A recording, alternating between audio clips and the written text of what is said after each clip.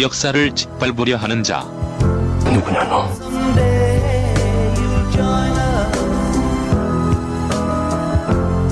진짜 역사, 가짜 역사. 자, 진짜 역사, 가짜 역사. 5번째 시간입니다. 지난 시간에 이어서 일본 역사, 이제 메이지 유신의 역사로 들어가는 시대가 왔습니다. 심쿵 역사 선생님, 오늘은 그 연구 모습에서 탈피했네. 자, 심쿵 시명한 선생님 자리하셨습니다. 안녕하세요. 역사전쟁의 저자 심용환입니다. 예, 역사전쟁의 저자. 네. 3월 4일 날 뭐 하죠? 북콘서트. 예. 자, 영광으로 정원님 모시고. 예. 그러지 않고 우리 여기 최강욱 변호사님 모시고. 근데 그날 사회를 봐요? 사회를 보라고 갑자기 훅 들어서 시켜서 봐야죠. 자, 그리고 역사학계의 영재, 진짜 영재죠? 네. 이제 역사학교 요즘 변호사 업무가 잘 안 돼. 강사로 좀 뛰면 어떨까? 근데 왜 자꾸 옆에 있는 게스트들을 이렇게 뭐 변호사업이 안 된다, 뭐 학원이 망한다. 객관적 사실이에요. 그건 팩트거든. 그래야지. 그래서 다른 분들이 청맥 여기서 자기 간접 광고를 안 해.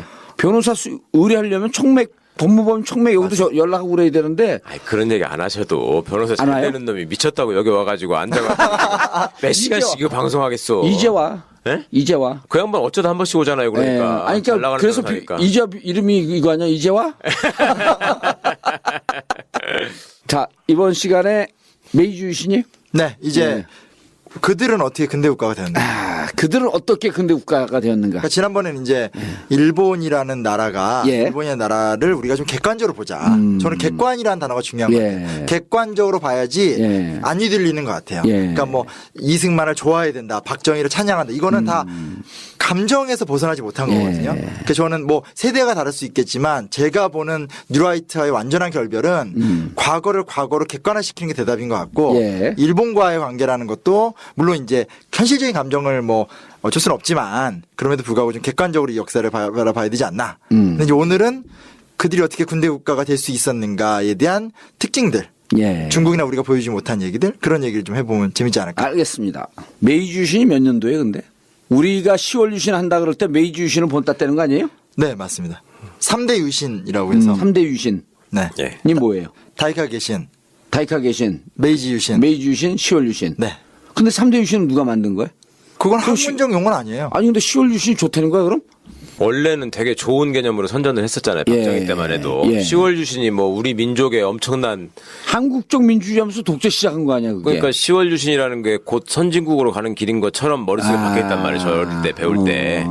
그러니까 이게 역사적인 맥락을 거세해버리면 사실은 이런 착오를 하게 되는 거잖아요. 우리가. 그래서 심 선생님 같은 분이 소중한 건데 저는 그 박정희 얘기가 나오니까 갑자기 생각난 게 있어요. 그 우리가 이제 경부 고속도로를 가지고 지금도 얘기가 많잖아요. 이제 소위 우리나라의 그 보수 세력이라는 자들이 늘 야당 민주개혁 진영을 비난하는 얘기 중에 하나가 맨날 반대만 한다. 그러면서 경부고속도로 갔을 때도 엄청 반대했었다 이렇게 얘기하는데 그것도 사실은 팩트하고 좀 다르지만 그런 얘기들이 이제 경부고속도로라는 걸 또 박정희 정권이 자기 업적으로 얼마나 많이 선전을 했어요.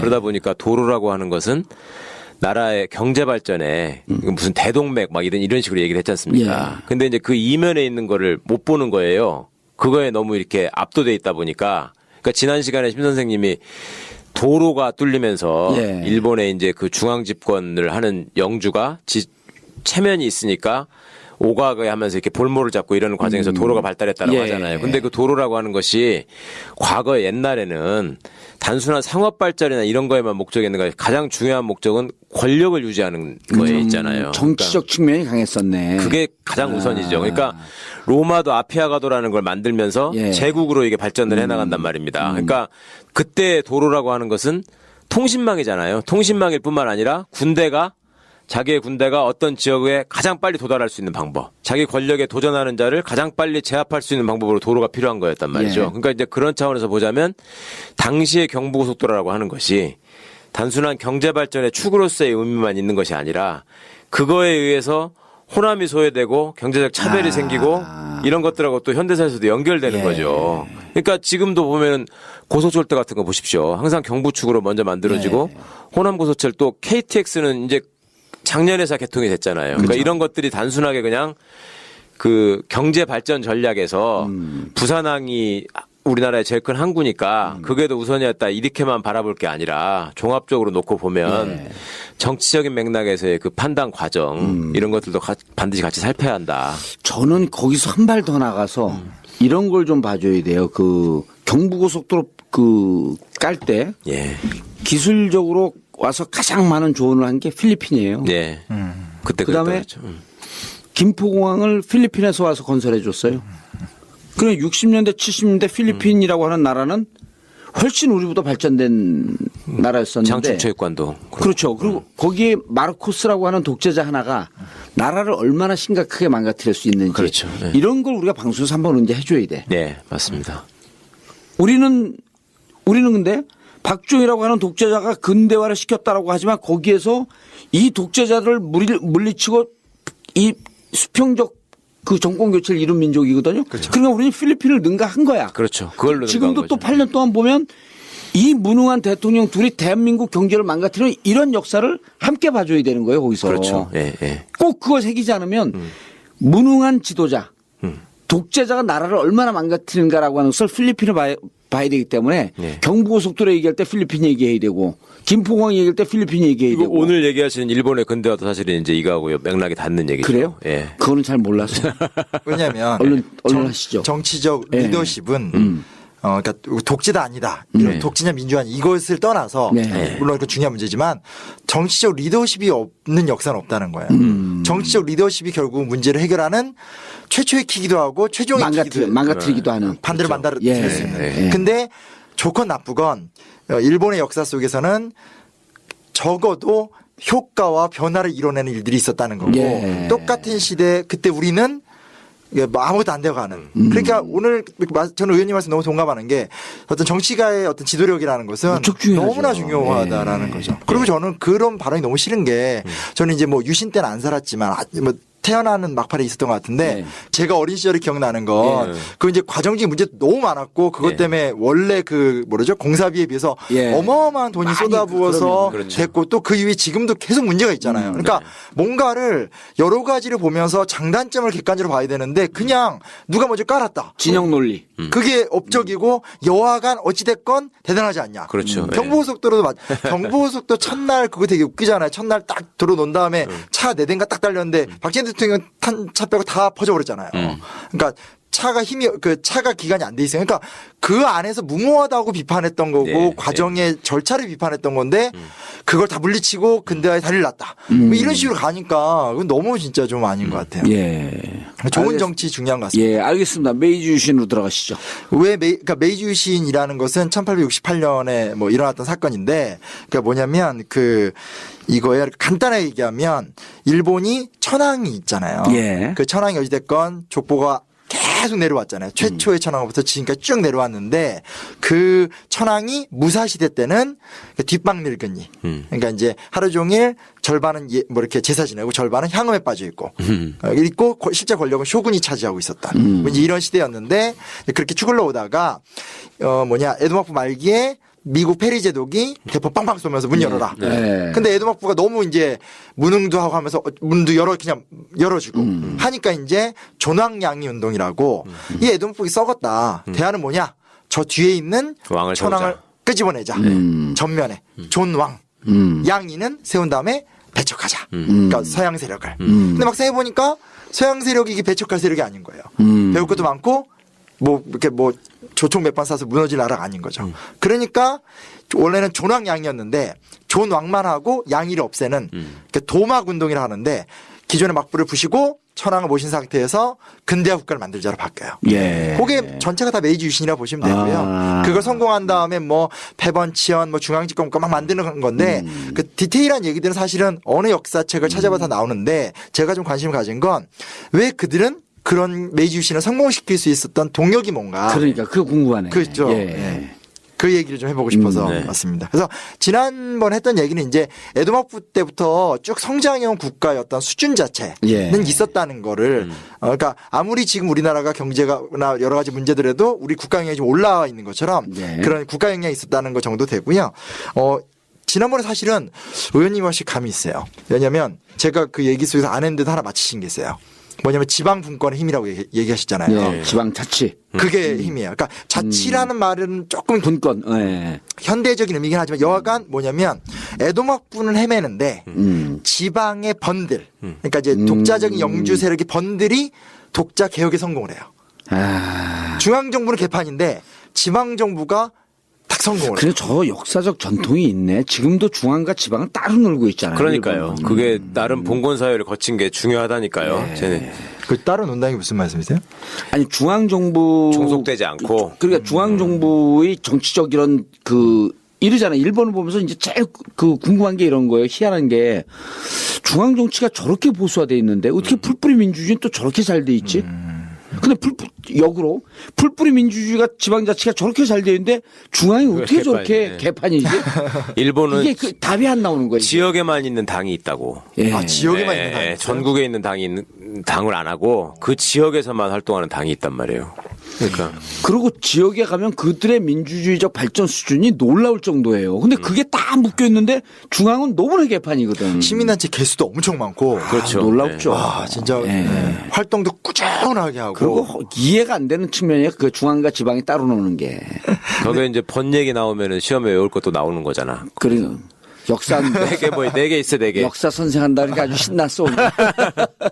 아니, 우리는 시험 위주의 공부를 해서 시험 나오는 건 나도 알아. 그러니까 이제 뭐 4개 다 할 필요는 없고요. 네. 사스마 사스마, 조슈, 히센, 토샤. 이거. 맞았어. 저 시험에 나와요? 정확한 얘기죠. 시험에 나오는 거라니까, 진짜로요. 4개니까. 그리고 이제 용어도 좀 어렵잖아요. 네. 그래서 사스마번하고 이제 조슈번 2개만 얘기를 하면 될 것 같아요. 그게 이제 뭐 오늘 아베의 이제 그 이제 원류가 되는 무슨 이토 이런 사람들이 고향이거든요. 그렇죠. 근데 이제 그 중에 사스마번 같은 오늘날 가고시마현, 그러니까 그 이제 큐슈 남부 쪽 관광지로 유명한 흑 모래사장. 많이 나와요. 광고에 가고시마. 그쵸. 가고 싶다. 가고시마. 비행기가 내리거든, 거기. 근데 거기가 한때는 비도 되게 많이 지고 네. 엉망이었어요. 왜냐하면 이게 뭐냐면 봉건 제도는 그 에도막부 세워질 때 그 무사들에게 월급이 다 정해진 거예요. 왜냐하면 쌀로 먹고 사니까 영지를 주면 영지 생산력이 정해져 있잖아요. 그러니까 월급은 정해졌는데 저번에 얘기했듯이 막 교통도 발달하고 사회가 발달하니까 필연적으로 인플레이션 현상이 일어나잖아요. 그러면 상인들은 되게 좋은데 무사들은 가만히 있어도 월급이 주는 거니까 각 법마다 부채 문제가 되게 심각했어요. 근데 그거를 에도 정부가 헛소리만 하는 게 뭐냐면 검약해라. 뭐 이렇게 근면해라. 그게 안 되잖아요. 예. 되게 문제가 많았는데 이 가고시마 현, 그러니까 이 당시 사스마번은 어떻게 성공을 하냐면 여러 가지 방법이 있고 번개역도 성공했는데 대표적인 게 남부잖아요. 예. 예. 그리고 이제 그 큐슈섬 남쪽에 섬이 되게 많잖아요. 그 일대 전체를 사탕수수 재배지로 바꿔버려요. 수용작물을 재배하는 거죠. 쉽게 말하면 플랜테이션 농업을 한 그렇죠. 거예요. 그 부분에 대한 그러니까 독자적인 생산 툴을 만든 거예요. 그러면서 어떤 새로운 경제 활력을 만들게 된 거죠. 소위 신수종 사업이 성공을 한 거네. 그게 좀 뭐냐, 그 사스마원이 독자적으로 그 오늘날 오키나와 예. 류큐도 점령했었기 때문에 거기서부터 그 이제 남부 섬들까지 전체를 장악하면서 예. 섬 노역. 근데 여기서 이게 조심해야 될 건 일본 얘기는 계속 뭘 조심해야 되냐면 그럼 거기 살았던 사람들이 다 행복했냐 이건 아닌데 효과는 있었다는 거죠. 네, 일본 역사 이렇게 뭐 모두에게 균등하고 행복한 건 아니지. 근데 어쨌든 그렇게 묶어내면서 기후적으로도 맞았던 지역이네. 거기가 그렇죠. 남도 지방이니까. 그러니까 네, 그걸 남도 만들어냈다는 게 보통 일이 아닌 거죠. 그래서 그게 좀 대표적인 예고요. 조슈번 같은 경우 이게 위치가 좀 애매하니까 큐슈하고 혼슈, 그러니까 일본의 그 두 개의 큰 섬. 섬 사이에 들어간 협곡이 오늘 야마구치현인데 이제 그쪽 지역이 번이에요, 대강. 근데 거기가 뭐가 좋냐면 해류에 따라서 배길이 딱 들어오기가 좋아요. 근데 얘네가 어떤 짓을 했냐면 원래는 막 배들이 왔다 갔다 걔네는 워낙 배 위주로 다니니까 했는데 그쪽 일대가 위치도 좋은데 거기에다가 어마어마한 투자를 해서 아주 탁월한 항만과 부두 시설을 만들어요. 그래서 뭐라 해야 되나 전국적 유통의 중심지가 되고 예. 나중에 외국 상인이 들어올 때도 거길 거쳐서 들어와요. 그래서 중앙 정부는 무능한데 지방의 이 대표적인 번들이 자체 개혁을 통해서 어떤 이제 부강해지고 예. 그렇게 번 돈을 그냥 버리는 게 아니라 그걸로 근대 무기를 사요. 무기를 사요. 그러면서 근대적 무장을 해나가고 또 하나 굳이 붙이면 에도막부도 살아남으려고 하니까 노력을 막 할 거 아니에요. 예. 주로 어디랑 친했냐면 프랑스랑 막 친했어요. 프랑스에도 영향도 받고 도움도 받는데 요 사스마나 조슈 같은 번들은 별도로 영국 그 사람들 끌어들여요. 그러니까 번과 중앙정부가 경쟁을 하는 거예요. 근데 영국 쪽에서 이제 도움받은 게 훨씬 큰 효과를 하게 되는 거죠. 예. 그러니까 어떤 이런 번외 개혁의 성공이라는 것 자체가 메이지 유신의 아주 중요한 기초가 되었다. 이게 첫 번째 얘기인 것 같아요. 거기서 이제 기초 체력이 만들어진 거죠. 그렇죠. 개혁을 진행할 수 있는. 왜냐하면 한 10년 정도 중앙정부랑 지방 계속 싸우는데 10년을 싸울 수 있는 무력 어떤 그런 동력이 있다는 예, 것 자체가 예. 막 김옥균이 갑신정변 할 때는 그렇게 정변하고 싶은데 따라오는 사람이 다 합쳐서 50명 막 이래버리니까 힘이 없으니까. 힘이 없고 돈도 없고 뭐 아무것도 예. 없으니까. 근데 얘네는 자체 번개혁이란 힘이 있었기 때문에 이런 어떤 동력이 있었다는 게 첫 번째 좀 주목할. 그러니까 자체 개혁을 통해서 경제 생산성을 끌어올리고 그 힘을 갖고 무장하고 그렇죠. 재투자를 되게 잘한 거예요. 이게 되게 주목할 게 이제 스페인 있잖아요. 예. 스페인이 그 아메리카를 다 정복했잖아요. 예. 거기서 어마어마한 그 당시 포토시 은광이라는 은광에서 나온 은은 유럽 대륙 전체 은보다 4배가 있었대요. 근데 그 돈을 다 갖고 와서 다 뭐였냐면 중국에다 도자기, 뭐 비단 그런 거 사오는 데다 쓴 거지. 다 쓴 거잖아요. 그러니까 그 다음 날 안 나가는데 영국은 좀 늦게 시작했지만 다시 벌은 돈을 공업에 투자해서 산업혁명 일으키는 거예요. 예. 그러니까 그 번개혁 1차 성공이 중요한 게 아니라 그걸 어떻게 전환시키냐. 요즘도 뭐 의원님 그런 거 느끼는 거 아닌가요? 어떤 우리가 여기까지 왔는데 다음으로 나가야 되는데 뭐 그게 지금 안 가니까. 성장 동력을 못 찾고 있는 거죠. 근데 거기는 그렇게 개혁을 통해서 생산성을 끌어올리고 생산성을 끌어올린 걸 갖고 성장 동력을 제2의 성장 동력을 또 찾은 거지. 그렇죠. 예. 네. 그래서 거기다가 플러스 이제 여기는 개방을 했기 때문에 예. 외국의 문물을 이제 물질 수용하면서 문물. 예, 발전할 수 있는 여지가 더 생긴 거고 우리는 이제 그때 다 닫아버리는 바람에 거기서 이제 격차가 막 벌어지기 시작하는 거잖아요. 그렇죠. 엄청. 네. 그런데 네. 그 서구 물질 문명하고 만나면서 그 아까 얘기하면 이제 불가피하게 개방이 된 거 아니에요. 어찌 보면. 그쵸. 자기들 막으려고 했는데 네네. 이거는 궁금해요. 이 서구의 입장에서 보게 되면 예.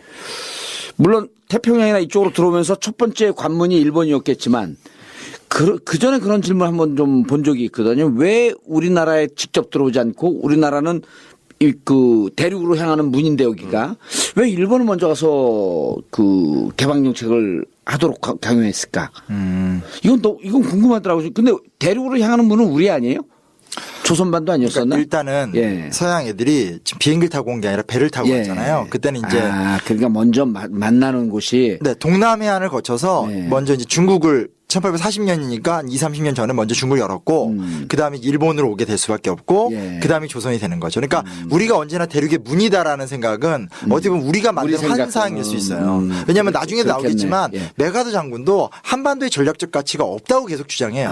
막상 전쟁이 터지니까 한번 해보자 하면서 이제 만족해 먹지 이렇게 나왔지만 그전에는 가장 대표적으로 전략적 가치가 없다고 했던 일본이 볼 때만 대륙의 문이죠. 일본이 대륙으로 가려면 우리까지 자기들 못 가까우니까. 자기들 못 그렇죠, 가니까. 그렇죠. 근데 이제 외국에서 볼 때는 사실은 중국의 저쪽 동쪽 끝에 붙어 있는 반도잖아요. 그렇지. 뭐 예. 걔들이 볼 때는 상해에 있는 산동반도나 저 요동반도나 여기 한반도나 뭐 별 차이가 없는데 멀기만 한 거죠, 그냥. 아니 그러니까 옛날에는 그 아메리카 대륙이 발견되기 이전에는 예. 세계 경제의 주 중심이 유럽 쪽에 있었기 때문에 유럽에서 오다 보면은 태평양 쪽에서 오다 보면은 일본 이렇게 딱 만나고 그러는데 이쪽에서 오다 보면은 우리나라 저 안에 숨어 있는 거 아니에요? 태평양에서 그렇죠. 그렇죠. 오다 봐도 이게 그럼 일본이라고 하는 건 섬으로 쫙 싸고 있으니까 그렇죠. 전체를 포괄하는 지역으로 이렇게 볼 수 있었겠네. 그렇죠. 예. 그러니까 이제 저런 어쨌거나 저런 개방이 돼 있다 보니까 예. 전 이제 리더십이 개방적인 리더십이 만들어졌기 때문에 저게 가능한 거잖아요. 네. 개혁이나 발전이 가능한 이유가 네. 그러니까 이제 지도자가 국제 정세나 어떤 세계를 보는 눈을 갖춘다는 게 저 때도 중요했던 거예요. 어떻게 그렇지. 보면. 예. 그리고 그게 그 아까도 지난 시간에 말씀드렸던 것 같은데 이미 이제 그 포르투갈 상인 애들이 막 도자기 사려고 할 때 예. 그러니까 에도 막부 전에 일본 상인들이 동남아시아에서 다 활동을 했어요. 그러니까 그러니까 서양 애들도 중국 옆에 저기 일본이 있다. 일본이 있다는 걸 다 알고 있으니까 아는 데 위주로 오잖아요. 그리고 우리는 우리끼리 이렇게 살고 있었는데 그때 동남아하고 교류하고 아까 그 지난 시간에 뭐라 그랬냐면 우리는 항해술이 확 죽었다 그랬잖아요. 그쵸. 그러니까 그 교류가 없고. 그쵸. 일본 애들은 동남아시아 갖고 다 활동하고 있었고. 아니 오키나와의 예. 사신이 우리나라로 오는데 우리는 오키나와를 못 갔어요. 그러니까 어느 정도로 이게 너무 지나치게 친중국 중심주의, 요즘 말하면 친한미 동맹 뭐 이렇게 쏠려가는 모습이 나타나니까 답답한 거죠. 그런 답답함 때문에 그 얘기 계속 통일 어떤 남북관계 얘기하시고 그러신 거 아닌가요? 그건 잘 모르겠어요. 자, 계속 가시죠. 두 번째 동력은 뭐냐면 두 번째 동력은 문화인데 그러니까 우리나라의 문화의 특징은 외국 문화를 받아들여서 그거를 우리 걸로 잘 만들어서 한 단계 올리는 문화의 특징 같아요. 네. 그러니까 뭐냐면 우리는 예를 들면 이거 있잖아. 삼국지를 남의 나라 얘기처럼 잘 안 느끼잖아요. 왜냐하면 유비 관우 장비를 중국의 역사라고도 느끼지만 그러니까 사실이긴 하지만 우리가 우리의 문제 생각할 때 되게 많이 우리 거 좀 되게 친숙하잖아요. 네. 그리고 실제로 뭐 원효나 뭐 퇴계 이황 같은 세계적인 승려나 유학자들도 냉정히 따지면 다 중국 불교를 갖고 들어와서 네. 뭐 중국의 유교를 갖고 들어와서 우리의 것으로 또 세계적인 것으로 만드는 이게 되게 우리에게 익숙한 태도라면 일본이 되게 웃긴 게 한편에서는 의원님도 말씀하시면 철저한 모방이에요. 철저, 그러니까 백제의 문화를 배우고 당나라의 문화를 철저하게 배우고. 근데 그것만 보면 일본이 우습게 보이는 거죠. 저 모방하는 애들. 근데 실제로는 한편에서 철저하게 모방도 하지만 그걸 완전히 밀어내는 문화도 있어요. 그게 이제 헤이안 시대 때는 국풍, 아. 에도 때는 국학, 네. 요 이제 이 에도 말기 때는 미토학이라는 게 나와요. 이게 뭐냐면 우리는 만세 일개의 철학가로서 우리만의 독자적인 문화가 있다.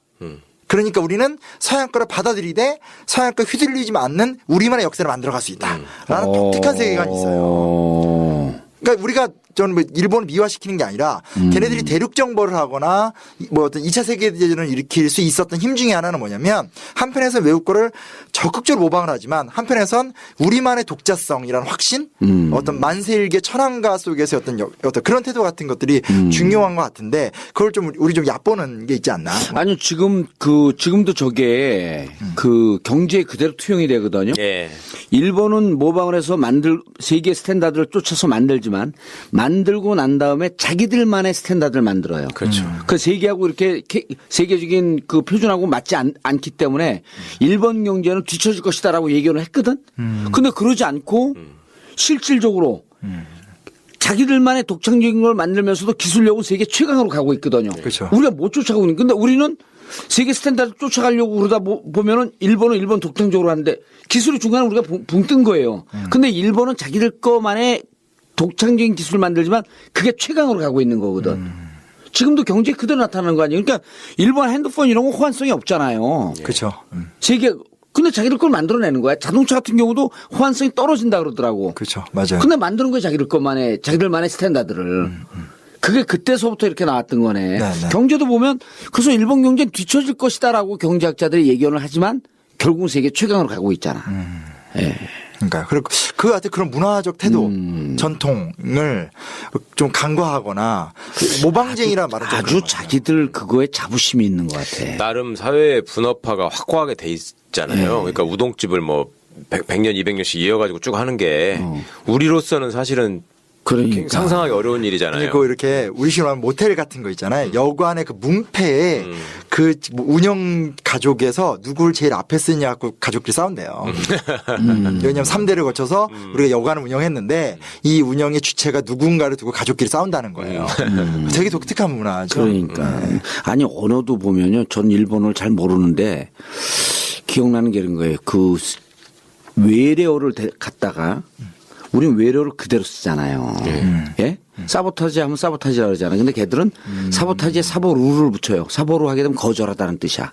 아, 그래요? 만들 말이에요. 그래서 일본 외래어를 갖다가 자기들 말을 하나씩 붙여갖고 만들어요. 그게 자기들만의 독창적인 표준이 되는 거야. 예. 그 외래어를 갖다가 자기들 말을 만든 게 무척 많아요. 야동도 그렇네, 야동도. 서양 포르노 갖다가 지네만의 독자적인 AV 문화를 만들어서. 그렇죠.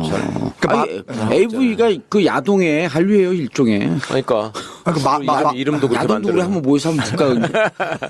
근데 만화도 예. 일본 만화 유명하죠. 근데 그렇죠, 에마키라고 만화도. 귀족들이 누리던 독특한 헤이안 시대 때 그림 문화예요. 예. 그게 쫙 내려와서 이제 만화가 되거든요. 예. 그러니까 참 그런 그러니까 뭐냐면 자기 거 안에서 계속 대답을 찾아서 재창조를 하는 거예요. 그러니까 결과 앞에서 보면 초기 에마키하고 그 미야자키하고 아무 상관없지만 매력이 들여다보면 재해석 아니 결과적은 다른데 자기 문화 안에서 대답을 찾는 거예요. 우리만의 독특한 게 도자기도 있냐. 그렇잖아. 우리 임진왜란때 도공들 많이 데려가서 저기 많이 발전하고 시작했다고 하지만 일본 특유의 그 문양이나 모양이나 색채가 나오잖아요. 그러니까요. 우리가 보기에는 좀 안 좋지만 그 사람들 보기에는 독자적으로 만든 거죠, 그거를 결국. 그 국보가 1호부터 10호까지인가에 5개인가 중국 거고 하나가 우리 거예요. 그럼 이제 그것만 우리는 얘기하면서 봐라 우리가 줬다. 우리의 문화다 그런데 걔들은 걔들만의 독창적인 걸 만들어낸 거죠. 그렇죠. 그러니까 그게 칭찬하고 싶은 게 아니라 좀 진지하게 우리가 이걸 생각해 볼 아니죠. 필요가 그 있어요. 장점을 우리는 그때 당시에 뺏기고 더 이상 발전하지 못했으면서 과거에 그러니까 이런 거거든요. 우리가 한 55세, 60세, 50 넘어갔고 어찌 보면 제일 답답한 사람이요. 동창회갖고 옛날 얘기하는 사람이에요. 그렇죠. 사실은 삶이 끝나지 않았기 때문에 끊임없이 도전하고 계속 변화하고 혁신하면서 새롭게 도전해 가야 되는데 모여갖고 동창회 열심히 하는 사람들 보면 어찌 보면 다 부정하는 건 아니지만 저렇게 과거의 것을 계속 얘기하면서 살 필요가 있을까? 근데 지금 우리가 대일 관계에 있어서는 그런 얘기를 많이 하거든요. 저 옛날에 그러고 가서 보면은 이게 백제 때 가져온 거야. 그러면서 그거 보고 그쵸. 자랑하고. 그거 지금 어쩌라고. 그렇죠. 일본 그 자기 걸 만들었고 새로운 문화를 만들고 새로운 경제적 질서를 만들었는데. 그렇죠. 예. 친일파 후손들도 그러니까 애초에 친일을 했으면 그거를 좀 이제 제대로 된 독립국가를 위해서 발전시켜가지고 뭔가 새로운 걸 만들어내려고 하는 건 아니라. 그럼 국가 경제 기여하고 글쎄 국가 발전 말이에요. 기여하면 우리가 그걸 욕을 하겠어요? 예. 그저 그냥 과거의 얘기로 돌아가가지고 그때 흉내를 다시 내려고 하면서 사고방식이 변하지 않으니까 저렇게 지탄을 받는 거잖아요. 어떤 사람이 술 먹으면 그랬대잖아요. 일본 군복 입고 칼 차고 난 이때가 제일 행복하다. 예? 어떤 사람인지 잘 모르겠어. 문제야. 진짜. 국정교 가서 사실 그런 거잖아요. 그렇죠. 내가 자꾸 그런 과거로 거지. 가자. 예, 예. 나는. 예. 그 중요한 국정교과서의 얘기입니다. 문제를 지적한 역사전쟁 이런 책을 꼭 사봐야 되는 거야. 역사전쟁 사러 갔다가 끝까지 물어주면도 사고. 제게 생각보다 잘 팔려서. 좋은 거. 시적절하게 잘 냈어요. 네, 그래서 예. 참 감사하고. 이런 거죠. 우리가 끝까지 물어주면 과거에 집착해갖고 그 책을 내고 있을 때 변화하면서 앞으로 나가는 거죠.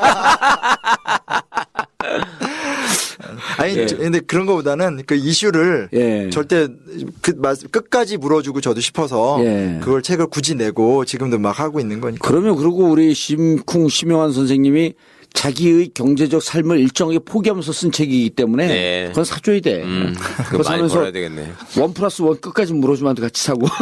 아니 근데 진짜로 그 끝까지 물어주마라는 말을 최근에 예. 좀 생각을 많이 해요. 그리고 예. 지금 저번에 첫 녹화 때인가 뭐 정치는 만복이다 뭐 말씀하신 거 있잖아요. 예. 제가 그거를 듣고 집에 가서 중용 만독. 네, 그날은 뭐 질긴 놈이 이긴다. 즐긴 놈이 이긴다. 예. 그 두 개 얘기하신 걸 듣고 와서 좀 생각을 많이 했어요. 그래서 예. 이게 뭐 듣든 안 듣든 좀 한번 이게 정말 끝까지 좀 나도 예. 끝까지 이 부분에 대해서는 정말 해결될 때까지 하는 것이 내 양심에 대한 약속이 아닐까 뭐 이런 생각이 들더라고요. 아니 이게 사실은 그럼요. 굉장히 중요한 작업인 것이 팟캐스트를 통해서 그 지루한 역사를 재밌는 역사로 바꿔주면 이거는 역사성 속에서 현재를 보는 진짜 역사 시도여서 전 정말 이게 잘 됐으면 실험이 좋겠어요. 아니에요. 왜냐면 실험하게 되면 예선전 같은 느낌이잖아. 내 삶에 예선전은 없어요. 다 본선이야. 그런 것 같아요. 그러면 실험이 어디 있어요. 그냥 들이미는 거지. 이거 여기 갖고 책 100만 부 안 팔리면 이제 길 가는 사람도 안 산 사람도 센터 까갖고 안 사는 사람도 그냥 가만 안 둘 거야. 청취자 이렇게 여러분 좀 악착같이 가야지. 저희를 헐렁하게 보지 마십시오. 100만 부가 목표입니다. 100만 부. 아니, 100만 부는 일단 끔으로 한번 씹어주고 네. 그냥 200만 부, 300만 부 가야지. 그 세 번째 네. 매주신의 성공의 이유는 뭐냐면 지도자들이에요. 그러니까 뭐냐면 우리도 이제 나름 훌륭한 사람 많아요. 이제 다음번도 얘기하지만 흥선대원군, 뭐 김옥균, 전봉준 하지만 그분들을 별도로 하더라도 이 시기 때 메이지 지도자들이 되게 많이 나오고 예. 굵직굵직한 업적들을 내요. 그게 현대 일본의 기초가 되거든요. 간단하게만 얘기하면 사카모토 료마 요즘 일본 사람들 엄청 좋아해요. 예. 료마가 간다. 네, 료마가 간다. 책도 엄청. 근데 료마를 뭐 되게 많겠지만 하나만 얘기하면 료마는 번들의 연합을 만든 사람이에요. 아까 그 말한 네 가지 번이 공동 운명체, 사초동맹 같은 거 나오는데 사스마 조시의 동맹인데 예. 그게 힘든 거거든요. 왜냐면 250년간 각자 먹고 살았는데. 각자 먹고 살았는데 그걸 묶어버린 거예요. 예. 마스타카 마사요시라는 사람은 이 마스타카 디플레이션이란 경제 정책이 유명한데 결과로 보면 일본이나 우리도 영향을 받았는데 대기업, 뭐 재벌, 국가는 부자고 뭐 백성은 좀 가난한 이런 구조 있잖아요. 예. 일본의 경제 구조를 만든 사람이에요. 그러니까 이거는 이 경제 구조 자체에 대한 평가는 갈리지만 예. 중요한 건 그 전에 아무것도 없었는데 얘가 나와서 이런 경제 정책을 펼치면서 일본형 경제 모델을 만들어냈어요. 네네. 그 자체를 보자는 거죠. 국가는 부자고 개인은 가난한. 그렇죠. 그거였나요? 그리고 이제 재벌이 굉장히 힘이 세고 예. 이런 어떤 그러니까 우리나라랑 좀 비슷하죠. 박정희 시대 모델과 유사한. 예. 그래서 그거를 좋다라고 말하고 싶은 건 아니고 문제는 그 전에 아무것도 없던 우리는 지금 틀리잖아요. 국가도 가난하고 개인도 가난하고. 그렇죠. 아니 제가 만든 시스템의 진의 그때의 공정은 그거지. 평생 직장으로서의 기업을 이게 정착시켰다는 게 있죠. 그러니까 도요타 매니지먼트가 여기서 나온 거네. 시초를 따라가다 보면 맞아요. 이게 저 사람이 이제 저렇게 틀을 만들어 놓고 이제 발전하는 거지. 그렇죠. 그러니까 이걸 뭐 그 부정적인 얘기로 하고 싶은 것이 아니라 없던 예. 시스템을 만들어서 좋은 건 힘으로 딱 따라야죠. 예. 또 오쿠보 도시미치 얘는 관료 시스템을 만든 사람이에요. 비스마르크 모델이라고 독일식 요때가 딱 그 비스마르크 예. 제2제국 때거든요. 그래서 독일식 관료제 모델을 끌어와서 사실은 얼마나 얘네들도 쉽게 말하면 이렇게 유신을 일으킨 건데 그다음에 막 또 서남 전쟁이라 해서 뭐 내분 일어나고 그거를 요 오쿠보 도시미치를 중심으로 다 막아내요. 아주 체계적인 행정 시스템으로 과거 에도막부의 흔적을 다 지워버려요. 그런 리더십. 그리고 이건 좀 기분 나쁠 수 있는데 이토 히로부미. 이토 히로부미는 메이지 헌법을 만든 사람이에요. 근데 이건 되게 중요한 게 뭐냐면 불평등 조약을 개정하려면 이거 변호사 앞에서 이런 얘기가 그러네. 나한테 뭐냐면 당시의 만국공법상 그들이 인정할 만한 수준의 조약을 그러니까 그 국가 헌법을 갖고 있어야 되거든요. 그거를 이제 노력해서 만들어낸 사람이에요. 그래서 이토 히로부미의 메이지 헌법을 기초로 외교를 하고 하면서 이제 그 불평등 조약 같은 게 깨지고 이렇게 되는 그런 업적을 읽어낸 사람이고 야마가타 아리토모는 군대 만든 사람. 일본의 어떤 육군, 해군. 근데 이 진짜 일본이 근대화되고 국가가 그 부흥할 수 있는 조건들을 다 갖췄네. 그렇죠. 각자 분야별로. 마지막 하나 더. 네. 그게 누구냐? 모리 아리노리. 걔가 학교 시스템 만드네. 교육 시스템. 네. 지금 그러니까 우리는 보통 막 요시다 쇼인 얘기하면서 뭐 군국주의, 제국주의 얘기만 하는데 네. 디테일하게 들어가 보면 좋건 나쁘건 분야별 영역의 시스템을 묶어내는 리더들이 그 힘을 강력하게 발휘했다는 거를 부정하기 힘들죠. 나름 또 저게 아래로부터의 개혁이잖아요. 저게 중앙 집권이 완성된 상황에서 천황이 저 사람들을 발탁해서 일을 시킨 게 아니라 그쵸. 지네들이 지 실력으로 성장을 한 거잖아. 그쵸, 그래서 저 그쵸. 시스템을 만든 거잖아. 그쵸, 그게 대단한 거죠. 네. 일본의 국가의 그 부흥할 수 있는 운명이 왔던 그 그렇죠. 시기네. 국군이 이제 국군이 온 융성할 거지. 수 있는. 근데 지금 6개 얘기하면 일단 흩어져 살고 250년간 흩어져 살고 있었던 각 지방이 묶을 수 있는 힘을 만들었고. 그다음 두 번째 경제 시스템 만들고. 예. 관료 시스템, 헌법, 군대, 교육 시스템. 이 사회가 근대화되기 위해서 필요한 뼈대들은 다 갖춘 거네. 근데 국가잖아요. 그렇게 되니까. 그러니까 국가 된 거지. 그렇죠. 네. 야, 너무 메이지 유신에 힘이 있었던 거네. 그리고 이게 디테일에 들어가면 예. 되게 많은 오늘날 우리나라도 되게 많은 정치 사건이 매일매일 터지듯이 예. 얘네도 되게 많이 터지는데 그거를 참 그러니까 좀 약간 짜증 나는데 그걸 다 막아내요. 그러면서 정리를 하면서 저런 국가로 만들어 버리는. 그걸 인정을 안 할 수가 없어요. 이놈들이 또 이거를 할 적에 나이가 어리잖아요. 젊은 놈들이 이런 걸 쫙 해가지고 지가 만들고 추진을 하는 거야. 네. 이게 좀 대단한 거죠. 맞아요. 그리고 그렇게 썩지도 않잖아. 또 나중에 지가 나이 들고 무슨 힘을 가졌다고 해서 완전히 그렇죠. 부패해가지고 망가뜨린다 이런 것도 아니야 또. 그런 것도 아니고. 예. 이제 마지막 얘기가 될 수 예. 있는데 마지막 얘기 뭐냐면 이와쿠라 사절단. 이게 중요하죠. 이제. 이게 되게 중요하죠. 시험에 나와 이거? 예, 이거 꼭 나오는 거예요. 요즘에 동아시아사 교과서에서도 예. 이거 꼭 나오는. 예. 그러니까 이게 저는 좀 속상한 게 자, 이거를 듣는 우리 아버님, 어머님들, 이거 시험에 꼭 나오니까요. 이 대목은, 자녀분들하고 함께 들어주시길. 그래서 우리가 100만 번 팔 때까지 악착같이 물고 들어진다. 원고는 아주 잘 써지고 있고요. 예. 예, 확실히 기존에 있는 교양서와는 수준 다른 예. 새로운 책이 물타기 하지 말고 그냥 계속 하세요. 어떡하라는 거 나보러. 이와쿠라 사절단인데, 그러니까 예. 이게 해외 사절단이에요. 근데 이게 일본만 있었던 게 아니에요. 우리는 수신사, 조사시절단, 보빙사, 신사유람단. 그게 이제 조사시찰단. 그게 이제 신사유람단 좀 비아냥 거렸던 거고. 그런 거예요? 정식 명칭은 조사시찰단. 예, 지금은 신사유람단은 하진 않고요. 그리고 이제 청나라는 푸아신사절단. 보냈는데 아무 효과가 없는 거예요. 근데 얘네는 이와쿠라 사절단이 미국과 이 어떤 그 유럽 국가를 다 돌아다녀요. 그러면서 종합적으로 종교, 문화, 사회, 법률을 다 검토해봐요. 그러면서 우리가 차용할 수 있는 거, 차용할 수 없는 거. 어마어마하다. 다 연구해서 적고 거기서 예. 받아오고 예. 그래가지고 이제 저런 헌법 같은 것도 다 저기서 갖다가 이제 만든 거잖아요 나중에. 어마어마하다. 이와쿠라 사절단이 이게 의미가 있는 거네. 아유 일본의 오늘은 사실은 저게 사실은 그래 세계 물질 문명을 배우기 위해서 다 돌아다닌 거 아니에요. 그 아까 말했던 뭐 오쿠보라든지 이토 같은 사람들이 그냥 보내요. 그러니까 내정 장악을 하는 것도 정신이 없는데도 이 중에 야 니들 갔다 와. 해서 가서 직접 보고 와요. 그러니까 그 정도의 과감함이 있는 거죠.